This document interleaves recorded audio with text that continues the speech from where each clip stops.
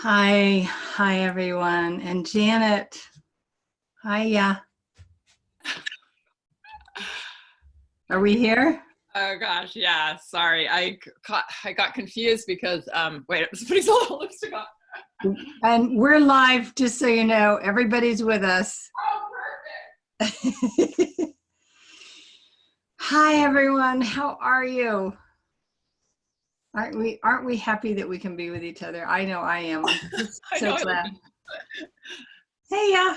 Hi, how's it going? It's going. It's going. Janet and I had a nice chat this morning, and I don't know, there's so much comfort in friendship and solidarity, isn't there? Yes, absolutely. Especially at times like these. So we're welcoming everyone who's slowly coming into the room. If you want to tell us who you are, who's in your house with you right now, what life is like, and what you need. We don't have an agenda, right? We're agendaless. So we're just about offering support and reassurance. And yeah, I know. Like, anything you want to add, Janet? Yeah, I was gonna say, yeah, I know, but I really don't know what it's like to have small children right now at this time. Yeah. I can imagine, but I really don't know. My youngest is 18 and he's home from college. But I know it's a whole different thing when you have to care for young children. Yeah. And so I want to hear, hopefully we'll get to address as many of you as possible, how specifically we can help you right now. Yeah. Yeah. So it's just now the official start time. So an official welcome to all of you who are signing on from all over the world. I know that lots of you showed interest in our get together. I'm hosting this every Monday, and I was so happy, Janet, that you said yes. So thank you. Oh yes, and I'll do it again sometime if you want. Yeah. If you don't hate me after this. No. Last week, so Janet and I are friends, and we like each other a lot and really enjoy each other's company and sometimes collaborate. So we did a class together, and then we did the podcast with Maggie Dent, and then I think I was on your podcast. You've been on mine. Have you been on mine? Wait. Oh no! Please come on my podcast. Okay, sure. Yeah, Susan and I just did a podcast, my latest podcast on my channel, and it's I don't know. I was very touched by you, Susan. You calmed me down a lot just on that. Susan had such a calming way about her, and your experience and all your experience as a therapist, I think it's very helpful at this time. My concern is the mental health of our worldwide community. I know that there are already people who are vulnerable to anxiety, children and adults. I almost feel like tearing up talking about this. I just feel really passionate and committed to supporting you. I don't know how exactly. I know that I'm doing little classes. We're either making them free or very affordable. Janet's got this amazing podcast with such great resources. I have a podcast, Parenting Without Power Struggles. Yours is Unruffled, right? Or Respectful Parenting. Yes, Respectful Parenting, Janet. So my biggest request to all of you is please don't fold in on yourselves, because we're already physically isolated. And I know that looking at a screen and a couple of ladies on a screen, or, a dance class on a screen, or a friend Skyping isn't the same, and might be a stretch and not very comfortable or normal, but grab what you can and please ask for help when you need it. So that's the theme of today. Janet, do you want to grab one of these questions or comments in the chat? That's standing out to me that I'm just going to read. I don't know if I have the answers for this person, but hi from Berkeley, California. I'm a single mom and my son is with his dad right now. My main stress is how I can't control Yeah, I know new stuff is coming in. I can't control what his dad is doing in his house against the virus and who he is having contact with that may have had questionable contact. So my stress hits limits and I can't be as attuned to my son. I'm just hitting my own limits of this stress and needing time on my own when I can't give more. My son is 3.5. Yeah. Yeah, I feel like the first thing that pops up for me is really centering in on what we do control and what we don't, and trying to let go of what we don't control. And because we can't take that on ourselves. Yeah. And it, like this mother says, it's adding to her stress. And that's true when we're not in this kind of situation, but just when parents have talked to me about the parenting is different over there and at this other parent's house, and how do I deal with that? And I can't control what the grandparents are doing, and it's true that we can't control. Of course, in this case, it's even more serious. So what do you think, Susan? Well, it's funny because I want to do a class on this, and I've reached out to a couple of really wonderful people who specialize in the work of co-parenting after divorce. So hopefully in the next couple of weeks, we'll put something together, because I think it's so timely and really frightening for a lot of you who can't control or ensure that your co-parent in the other house is being as careful as you are. But I like what you said, Janet, about focus on what you can control. First of all, what you can control is getting a little bit of time on your own. And Janet, because we know what it's like, both of us, to have a 3.5-year-old, and you had younger kids when you also had a 3.5-year-old. There still are ways, and I think shrinking down the expectation to maybe 5 minutes.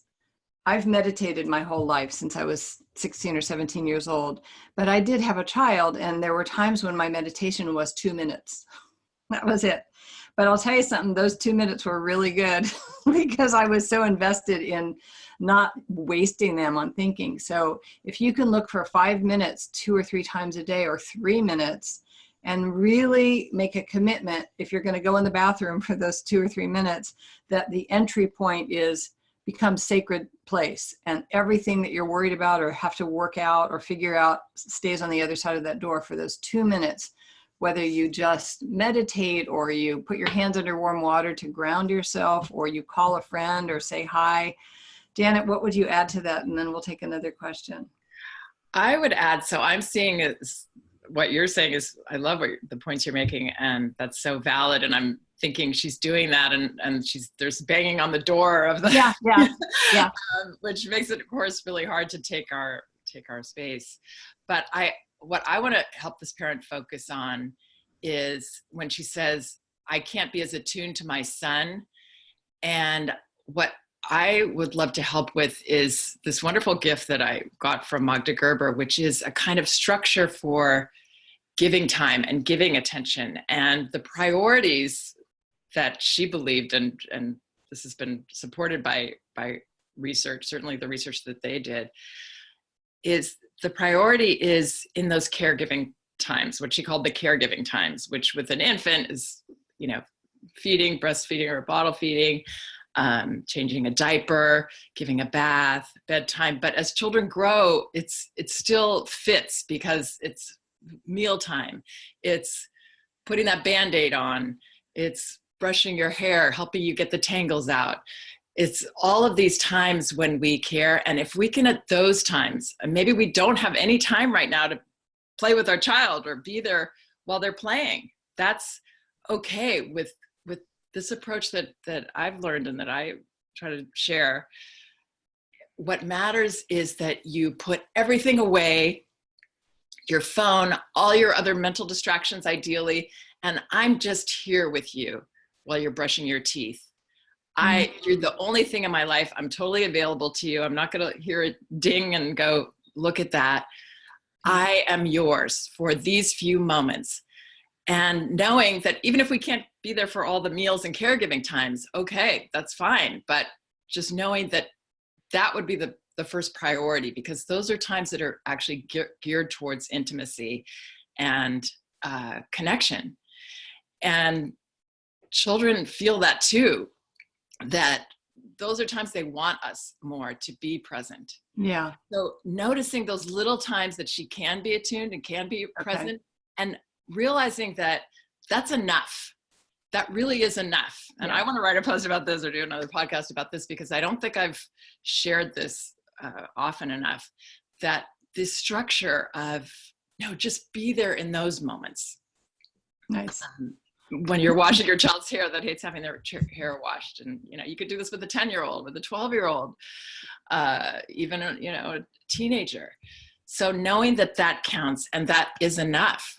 If you have 3 of those moments a day, and that's what you can do, that's what you can do, and it's okay. But you'll feel good knowing I was all in those moments. Right. I wasn't trying to do everything, which just children really notice the difference, and it makes them feel, crappy. They're not getting the attention that they need or the connection. And that's filling their cup, and it sort of segues into a theme, because we're having so many questions. I'm going to sort of combine some of them.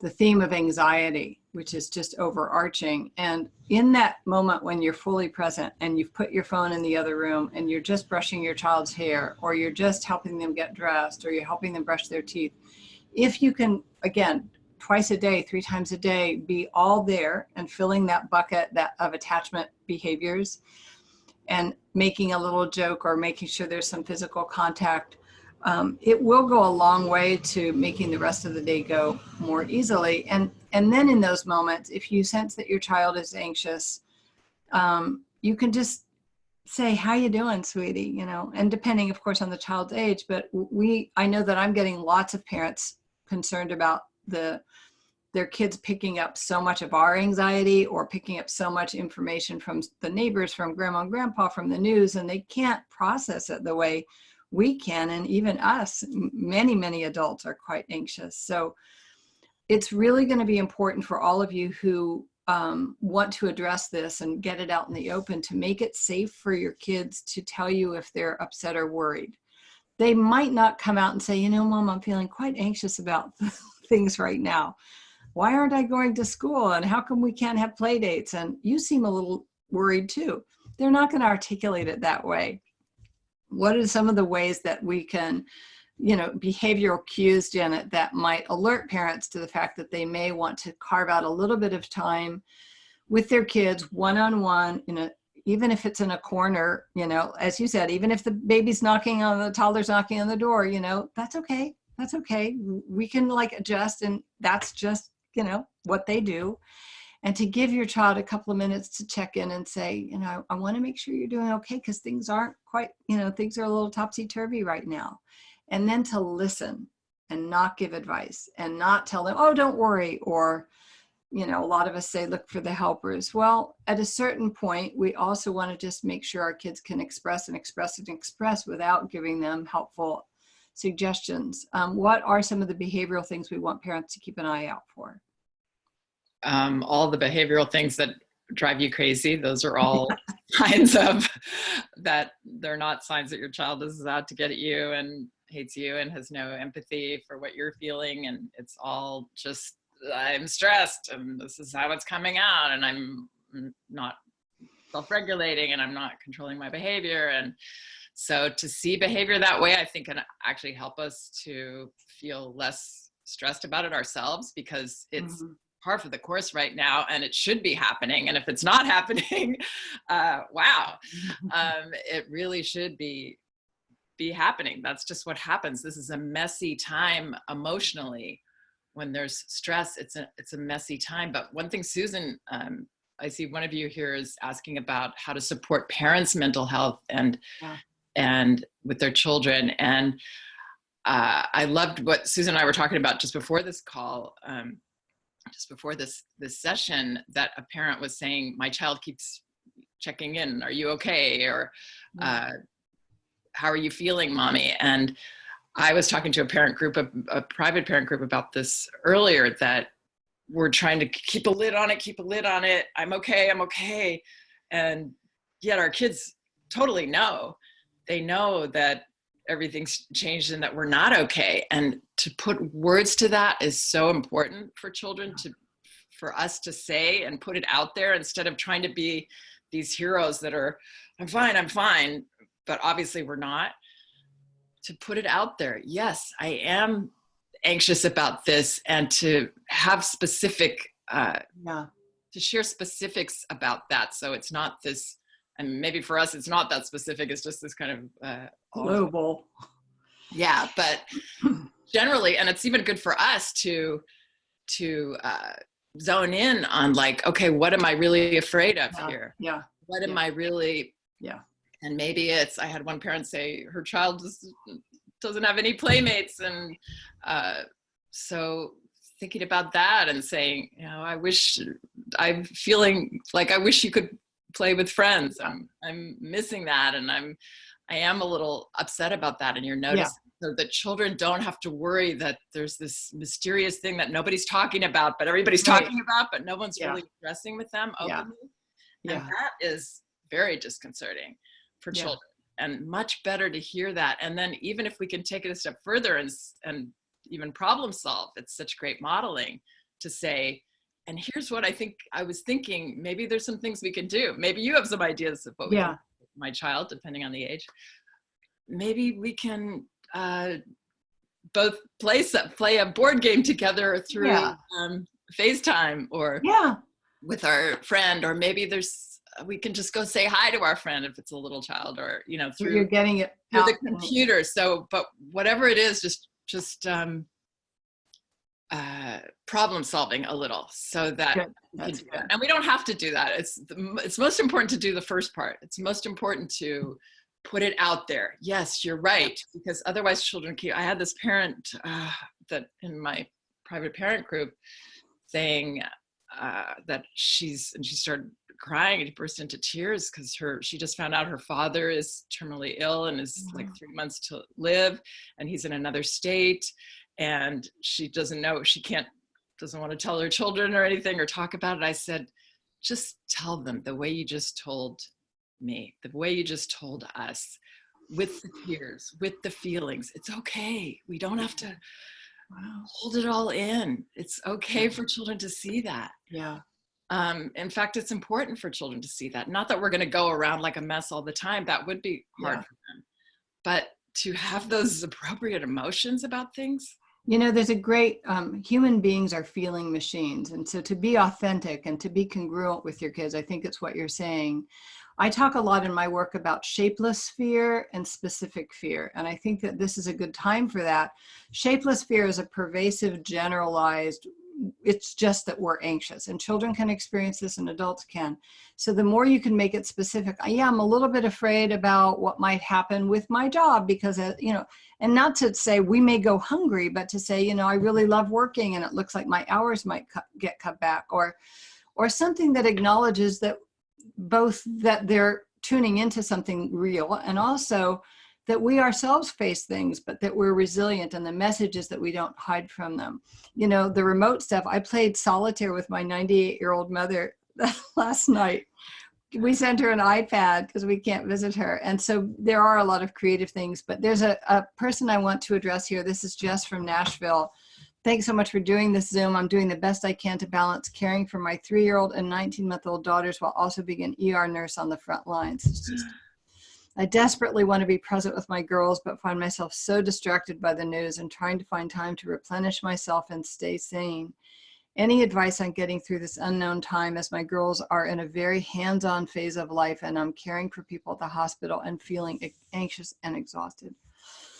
Oh my gosh, hugging you, blessing you, thanking you, Jess.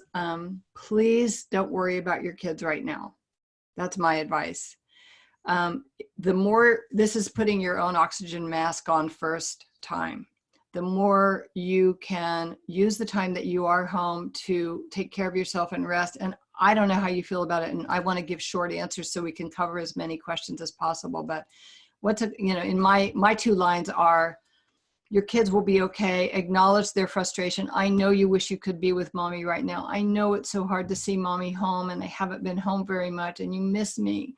and mommy's going to have a bath, and then I'm going to be with you, and you're not going to like it when I'm by myself. I can imagine. I really see that you want to be with me as much as you can. Acknowledge it. You don't need to explain or justify, but mommy's very tired, because that won't get registered anyway. But please take good care of yourself and trust that on the other end, as we get a little bit more rested, you can, your kids will be okay as long as you acknowledge their frustration. Any quick thing you want to add to that, or should we move on? Just something that maybe applies to a lot of parents, feeling, like you said, knowing that it's okay not to be with our children as much right now, if we do have these other concerns, and that it's really okay, and your children are aware that life is different, and you can say that this is a different time, and I don't, this is what I have to do. But underneath that, feeling good about being the leader that has her priorities or his priorities in order, and is doing what you need to do. Of course, considering everybody, but trusting yourself that you're not going to have skewed priorities. And, most of us, we tend to put ourselves like way down on the ladder. And so if we skew anything, we're going to tend to skew it that way. But really to trust yourself that it's okay, that if you feel like I can't play with my child right now, I want to go do this, or I can't pay attention, do it, and do it with a feeling of permission, of confidence in your choice. Because that's what children want more than anything, is a parent who's confident with their choices. That's more important to them than the time, the amount of time, or anything else. And when we're with our child and we're like, oh, I got to do this, but I don't really want to, that's not as positive for them. It'd be better for us to go do it and be honest. And then when we really want to be with our child for that moment, maybe 10 minutes that we have, we are all in again there. Yeah. So take your power and feel good about it for the sake of your child. Thank you. I love that. I posted a thing on my author page today, my Facebook author page, of Jimmy Fallon trying to work from home, and his kids are climbing all over him and they're banging on pots, and and that's the reality. And he's not, it's funny, but he's also, you could tell, like, we don't have infinite amount of patience, you guys, okay? If you're getting snippy with your kids, or you're not super like, oh, honey, we'll all get through this together, kumbaya every day, totally fine. If your kids are watching TV and you turn on the subtitles and that's their reading lesson, totally fine. Or put it on in Spanish. There's their Spanish. So really lower your expectations for yourself, what you're accomplishing. I think right now that we just want to, especially in the next couple of weeks, just find our footing and get through the day. So someone says, I'm worried about my 3-year-old and his lack of social interactions with his friends. Yesterday he asked, where are all my friends? And my heart crumbled. We're FaceTiming when we can, but would love to hear your thoughts. In tandem with that, someone says, what do you think the long-term effect will be on our kids? Somebody else says, I have an extroverted toddler. How do you explain why we're FaceTiming with friends and grandparents? He's already adapted to not whining when we pick up something off their porch or see them from a distance, which sort of helps us, sort of underscores, yes, kids are adaptable. And in my work, and I know, Janet, you and I agree, I have done things together to sort of illustrate this. We don't mind children being sad. We don't mind children being disappointed or frustrated. We don't mind children being mad. This is a time where it's very appropriate for a child to look forlornly out the window and go, I miss my friends, and for you to say, I know, sweetheart. And you don't need to fix it. You don't need to offer a solution. You don't need to say, but that's because we all want to, sometimes you're going to remind them of why you're doing it, but it's really important to just become more comfortable with their discomfort. And Janet, there's so many. So here's a sort of another version of that, is someone who's worried about the long term. Should we talk a little bit about the fears that people have about the long term In terms of concern? the social Yeah, situation? yeah. Yeah. Well, this is also comes from my mentor, Magda Gerber, but she used to say, because parents of young ones will sometimes think their child needs to be out with other children every day. And she had this wonderful answer to all of that. She said, actually, yes, they do gain from social interaction with peers, but they learn social skills mostly through us, through whoever their caregiver is, their parent, and then the random people that they see, the gardener or the mail person, or people just stopping by once in a while. And I realize people aren't stopping by these Right now. Hopefully. You guys are but staying home, right? but the point is, they don't need to be in groups of kids. They don't need, that's not a need. Yes, to have one friend is nice once in a while, but it's not something they need for socialization as a young child. And Great.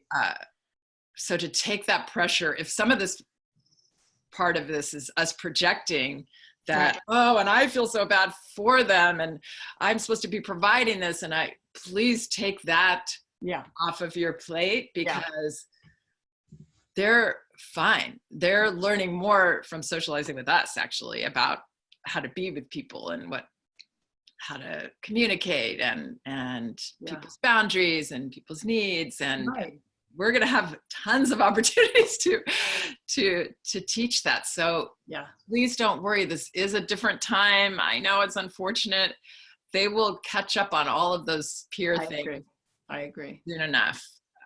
They really will. When I was growing up in Kansas, we had tornadoes, and sometimes at dinner time, certain times of the year, the sirens would go off, and we would it seemed to always happen at dinner time. We would take our plates, just all stand up, go down to the kitchen, to the basement, sit where there was this totally disgusting ratty couch, and there was a really broken ping pong table. And I have to say, those are some of the happiest memories I have of my childhood. Not to say that your kids will look back on this as one of the best times, but they might. And we have a lot of opportunity to write our own story about what this looks like. I think as long as we reach out for support, we keep our sense of humor, and our kids will be okay. The same is true for the education part. I'm actually setting up a podcast episode on homeschooling, and probably a class on that, because a lot of parents are really worried about getting it right. And I'm a big fan of, one day at a time. Here's a question about talking with varied age-leveled kids on how to communicate with my inquisitive 12-year-old who's much more aware of the level of fear being broadcast online in the media. I want to validate his concerns without scaring my 7-year-old and my preschoolers, my 4-year-old, who's very much tuned into any conversations their older sibling is having. The little ones are very observant when we've left out pieces of explanation, like what the eldest and I were talking about. And I don't want the oldest feeling like he can't ask. So, and I'm very grateful. We're so glad that you're here. Please invite a friend. Again, we're going to be here every Monday for a while. So there are ways. I can imagine it's hard for you to isolate yourself with the 12-year-old and really have a heart-to-heart conversation. Bedtime may be a time to do that, but it's not a good time to talk about things that are worrisome. That's a time to settle things down and have just a relaxing, even mindfulness. And we'll close today with a short mindfulness practice as well.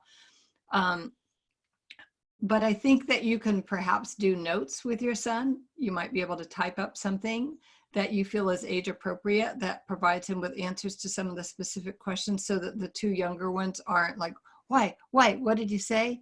And it's also, like you were saying, Janet, this time of learning socialization, the 12-year-old is going to now be learning, how do I segment my questions when my younger siblings are around, so that it doesn't activate their anxiety when I have things I want to know? How can I communicate my questions to mom or dad in a way that's respectful of the developmental stage of my younger siblings? So anyway, that's what I'm thinking about that. So all the support Jessica's getting from everyone. I know, Jessica, I want to pile on. happily loving on you. You are a hero. If anybody else needs a lot of love right now, if you're a single parent and you're either overwhelmed by having your kids 24/7, or you're worried about the back and forth, which is another thing I want to focus on in one of these episodes or classes, and you need a little love, will you put it in the chat if you're on the call live? If you just want us to kind of say, hey, I'm a puddle over here. Oh, okay. Somebody else overwhelmed by, oh, no, this is the same one. I'm a puddle over here, overwhelmed by Jessica. That's Jessica. Kind words and support. Thank you. Thank you. For any of you who are helping, who are risking yourselves or exhausting yourselves on behalf of those who are showing up in hospitals, please know how grateful we are. Somebody else says, yes, I'm single, I'm pregnant again, and it's a scary, difficult time. Let's talk about that a little bit. If you're pregnant, anybody else pregnant who wants us to address that, or any other single parents, if you have a question or a concern? Anybody? I'm totally overwhelmed trying to keep the home going with my mother. Quite soon, yeah. Oh, somebody's due in April. Okay, yeah. So anything you want to say to the pregnant mamas?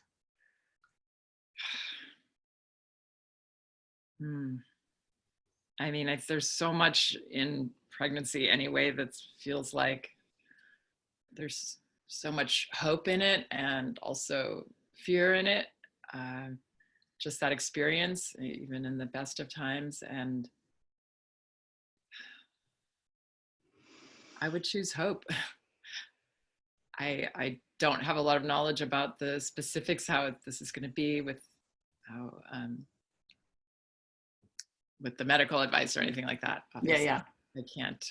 Well, I have been reading that hospitals are really going out of their way to sequester the, maternity ward. I think the main thing is to give you hope and to, women have been birthing babies in every kind of situation, in every kind of, in war zones for forever. And yeah, we got this. You're going to be okay. I'm confident that you'll be taken care of. And the best thing you can do is not ruminate on all the possible worries. One thing that I'm finding really helpful, I posted this on my page as well, an Eckhart Tolle little video reminding us, well, there's lots of reminders out there, but reminding us to stay present and that there are problems. The way he talks about it is there are no problems, there are situations. And a lot of what we do when we're anxious or uncertain in uncertain times is project possibilities into the future. And most of the time, those never, ever manifest. But we've now lost precious hours of daylight imagining things. And so when you notice that you're really wound up and worried, bring yourself back to the present moment, look around you and anchor yourself to where you are right now. Rub your hands together. I think we did this on your podcast, Janet, did we? Or maybe on mine. And you talked about it. Yeah. And then just if you're starting to spin out about what might happen or how's this going to look, or you rub your hands together all of you can do this right now. You can do this with your children if they're worried. And then when you're done, you notice they're warm and they're tingling. And in that moment, you're back in your body. You're back in this moment. And you look around and you're okay. You're okay. Maybe it's kind of crazy town, but all the things you were imagining aren't in front of you now. And it's really going to be an exercise that's important for you to do for yourself and for your children when anxiety starts to feel like it's the level is rising. Yeah, that's staying in the now, just like you were saying in the podcast episode with me. Yeah. The saying one day at a time, just for today. So I'm expecting a baby. I've got all these other concerns. For today, I'm okay. That's right. Okay. I was looking at the question from another Jessica. I'm looking at that one. Have you seen that one? 5-week-old. Oh my God. Yeah, I have a 5-week-old. Wow, congratulations. And a 2-year-old turning 3 next week. How to navigate the newborn phase and a highly untuned 3-year-old. So this is a very, very, very messy time in the best of circumstances, emotionally messy. And it's a time when parents maybe envision it's going to be a certain way or want it to be everything in its place and to work out nicely. Now I feed the baby and it really isn't supposed to be that way. I think if we can accept that this older child is going to be very dysregulated during this transition, which is a scary transition. I mean, we all know that example of my husband or my wife brings home a new partner and says, well, I still love you. I mean, aren't they cute? They're young and they're so cute. I love you still. Of course, that's going to be incredibly scary for a young child who really can't even put it in context and say, okay, well, this is going to be, but I'm going to get to have this sibling my whole life, and it's going to be fun. No. They can't. All they see is like, I've just lost everything. So in a sense, they are what we're all feeling right now, which is the rug gets pulled out from under us. Yeah. The things we were counting on, that full attention from my parent when I got it, that there wasn't anybody else, that is gone. So it's actually, yeah, again, it's a difficult transition, just like we're all in, and very scary. So doing your best, again, to prioritize, to know that somebody's going to be crying at every moment, either the older child or the baby or you. Hopefully not you as much, but with the children. But maybe. But it's not a time where things are nice and neat. And it's a time, again, very similar to this time that we're in, where it has a beginning and a middle and an end, this difficult period. I mean, this two siblings doesn't have an end, but the difficult period of it does. Like, it's really the first couple years, first 2 to 3 years of the baby. And we're going to look back and say, how do we get through that? That was crazy, wasn't it? But a little bit giving in to the craziness of it. Mm-hmm. I think helps, instead of trying to fight against it and be nice to each. So have a safe place where the baby can be, so that you can turn your back and not have to worry that something's going to go on there. And maybe have a safe area for your toddler to be that's gated off. So they're gated off rooms or whatever. So that, everybody could be safe and you don't have to be constantly on. But yeah, it's going to be messy. You're going to be nursing the baby and somebody's going to be unhappy about it. She adds something that I just want to touch on, and thank you for you guys. Thank you for speaking up. I don't feel like I have the energy and mind space to bond with my newborn, and I feel guilty, but I appreciate that it's not neat. So here's the thing that we know about childhood, early childhood impressions and trauma and all of that.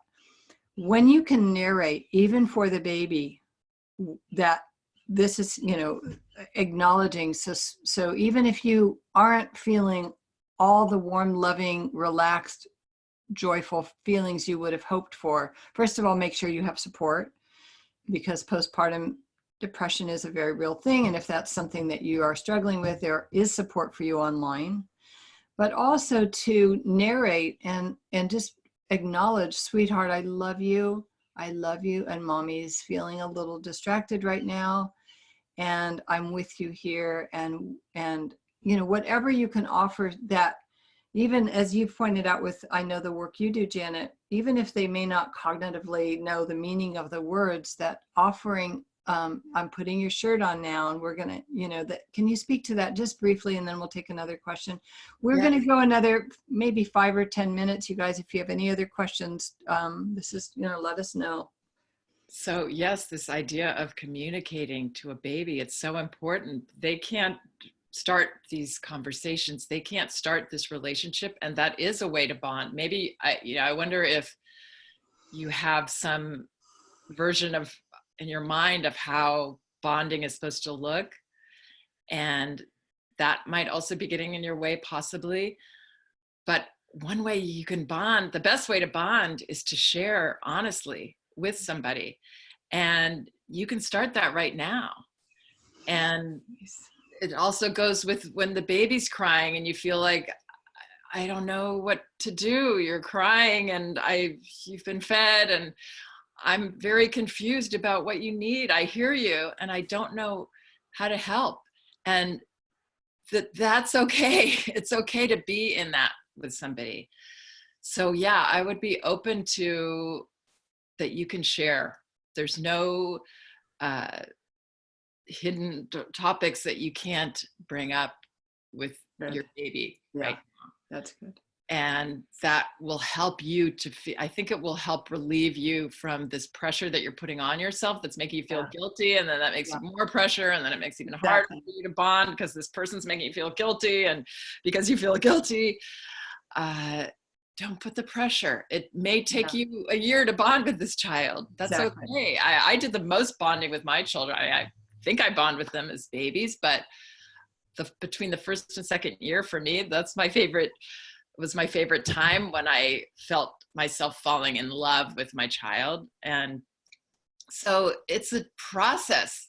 It looks different. And maybe with this child in this situation, it's going to look different. I would be open to all the ways it can look. That's great. I love it. Here's something on, as a single parent, I'm giving my child space to do his thing and taking space for work when I need to work, but I'm also not being hard on myself for putting on PBS Kids and his favorite Netflix. Yeah, she's just saying, thanks for the call. I'm glad I don't have to be guilty. Somebody asked about separation anxiety. Wondering if you had some thoughts about separation anxiety in children during a time we aren't separating. And she asked this earlier, and let me go back and find it, because I think this is the one whose child was struggling with separation anxiety. Yeah. My son is 3 and struggled from 15 months to 32 months with separation anxiety when left with a caregiver. Since starting his last year at preschool, he's been fine with me leaving. We've been in isolation since March 11th, and I'm noticing he won't leave my side right now. I'm worried that with school not going back until the fall, his adjustment to starting junior K is going to be major. Any advice? I want to know how you're feeling. I want to How's know Mama how you're feeling about separation, because that is usually often what children are. It's picking like a up on communal thing that they're picking up. So you want to be around me all the time, but right now I'm actually going to go over here and, but you really want to be around me. If I feel bad about that, if I feel guilty about that, now I'm affirming to you that you should need to be next to me all the time. That I agree with you that it's an anxious, wrong situation for you to be away from me. So to be aware of the part that we play in it. Yes, there's developmental times when children are more clingy. Yeah. But they can't be the one to say, okay, now you can go to the powder room and have a lovely time. Ever, really. I mean, even my teenagers don't do that so much. But we have to be the ones to do it, and do it with confidence. It's like what I was talking about earlier about taking our role and knowing that it is okay. And it's okay to be anxious about, she's over there. I mean, I love her. I don't want her to ever move 2 steps away from me, maybe. It's okay to feel anxious. You still have to go over there, not to try to teach them something, but to live your life and take care of yourself and normalize this for yourself, that it's okay. Let's do a quick mindfulness little practice. That's something that I think you could do throughout the day. And I know some of you are going, oh, really? Throughout the day, I'm going to do this. But, I'm a realist and I'm very practical in everything I teach. So these are things literally you can do while you're feeding the baby, while you're, just about while you're loading the dishwasher. All right. So maybe not exactly. And we know that there's lots of other questions, and we will carry on.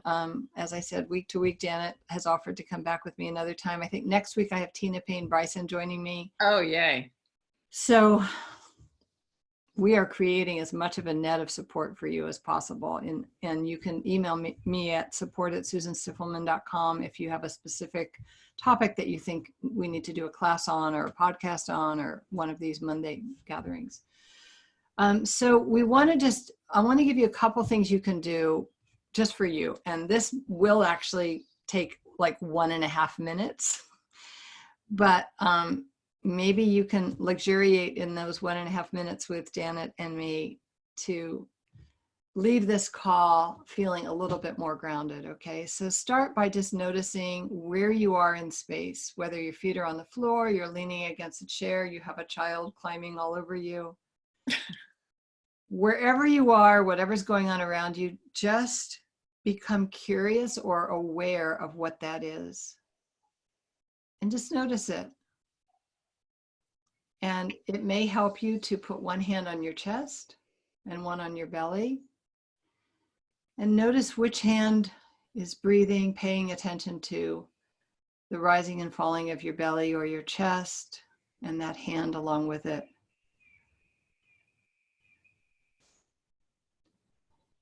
And now the easiest thing in the world is to sit with your eyes open or closed, softly focused, whatever you prefer, and notice what you're hearing.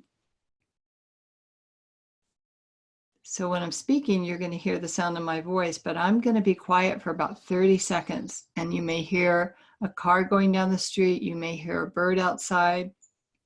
You may hear children screaming in the next room. Just allow sound to hit your ears and just notice what you're hearing. And our 30 seconds begins now.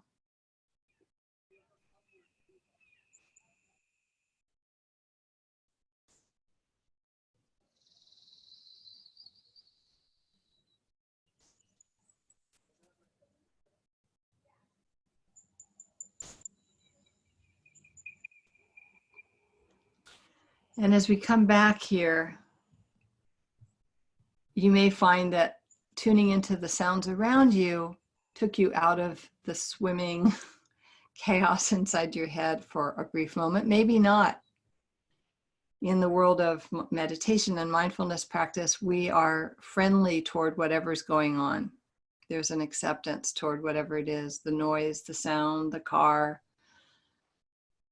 the voices, the worries. We allow them to be there, and then we return back to whatever the practice is. If it's a hand on your chest as you breathe in and out. Some of you may find it helpful to do the hand exercise where you just bring yourself back to the moment by noticing the warmth and friction in your hands. And of course, there are many practices. I think I might have done with you, or I might have done on my podcast, Janet, where we do a focusing on the breath. Anything that takes you back to where you are in time and space can be helpful. Anything you want to add here, Janet, as we wish everyone our best and let them go on about their day? Well, I was hearing all the birds just talking to each other from across the, and thinking that the earth is getting this spa treatment right now, and Yeah.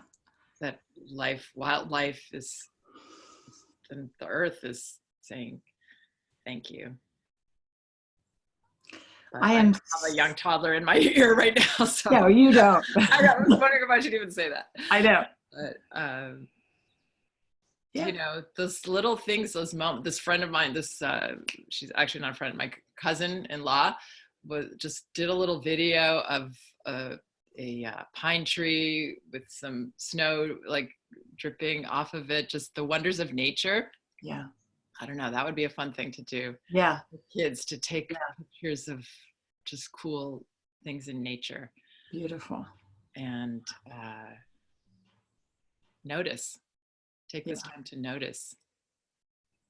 And nature, I'm glad you brought that up, because nature is so grounding. If you look out, like I've been doing a lot, looking outside the window or being outside, taking a walk in the trees, and they're unperturbed. They are unbothered by what's going on. And they've been here for hundreds and hundreds of years, some of those trees. And that reminds me of how durable we are, how if we sink our roots much deeper into the earth than the surface stuff, the noise, that we can tap into something within ourselves that we already have, that's already there, preloaded, a level of solidity and resilience that we came with into this world. And now we're being called to rediscover and to rely on more and more. And I do believe in the end, all of you, that our kids will come out much stronger. This generation of kids who are living through this experience will come out for the better. I know that sounds a little maybe crass to say when there's so much heartache right now and so much worry and fear, but I am such a big fan of human beings.